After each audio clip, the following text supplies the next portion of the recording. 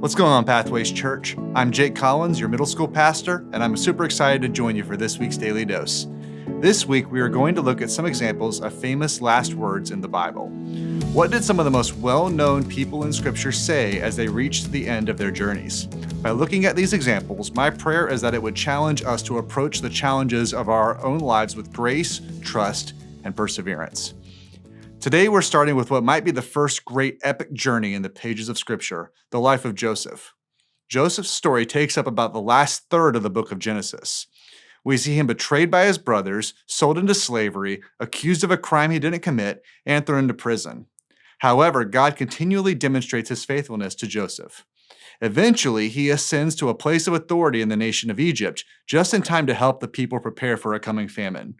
Because of this season of need, he is reunited with his brothers, the same ones who started the process by selling him.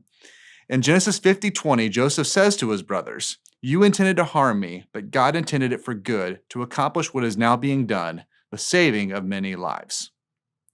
We've all heard that hindsight is 20/20. Our perspective changes when we look at things in life's rearview mirror. Joseph is able to look at his whole story and see that God was at work the entire time. Our lives might not be nearly as dramatic as Joseph's, but we serve the same God, and we can also trust that he is at work in our lives.